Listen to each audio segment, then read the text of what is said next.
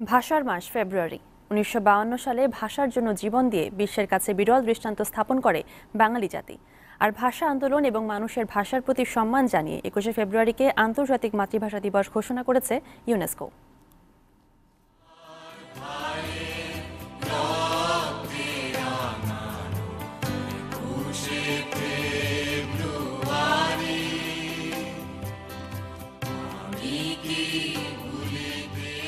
এই ত্যাগ ভুলবার নয়। এই অমর অর্জন স্মরণ করিয়ে দেয় ভাষার জন্য আত্মদানের এক বীরত্ব গাঁথা ইতিহাসের, যা কখনোই বিস্মৃত হওয়ার নয়।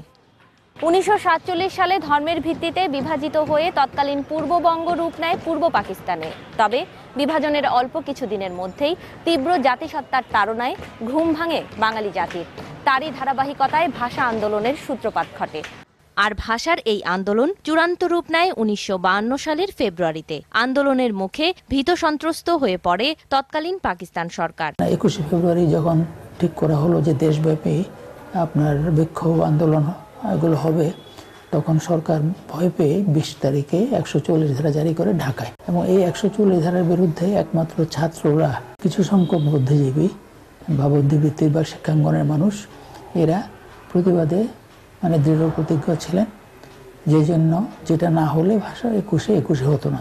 আন্দোলন দমনে পাকিস্তান সরকার ১৪৪ ধারা জারি করে, যা তাদের জন্যই বুমেরাং হয়ে দাঁড়ায়। বেগবান হয় আন্দোলন। ১৪০ ধারা ভাঙার পরিপ্রেক্ষিতে ২১শে ফেব্রুয়ারি দুপুরবেলা সরকারি হিসেব মতে ৩টা ২০ মিনিটে পুলিশ এই জমায়েতের উপরে গুলি চালায়, যার ফলে বেশ কয়েকজন ছাত্র ও ছাত্র শহীদ হন। প্রতি বছর ফেব্রুয়ারি মাস এদেশের মানুষের কাছে মাতৃভাষার জন্য আত্মত্যাগের ইতিহাস নিয়েই হাজির হয়। বাংলা ভাষা কি বিশাল শক্তি, তো সেই শক্তি ছিল বলেই আমরা কিন্তু ওই পাকিস্তানি শাসকরা যখন আমাদের উপর উর্দু চাপে দিতে চাইল, তখন আমাদের মহাপণ্ডিত ডক্টর মোহাম্মদ শহীদুল্লাহ বললেন, এই পূর্ব বাংলায় বাংলা ছাড়া অন্য কোনো ভাষা তাদের উপর চাপিয়ে দিলে সেটা হবে গণহত্যার শামিল। মাতৃভাষা রক্ষার দাবিতে জীবন দেওয়ার ইতিহাস কেবল বাঙালি জাতিরই রয়েছে। ফেব্রুয়ারি মাস বাঙালির সেই গৌরবের ইতিহাস ও চেতনা প্রজন্ম থেকে প্রজন্মের কাছে পৌঁছে দেয়। ঝুমি রহমান, দীপ্ত সংবাদ, ঢাকা।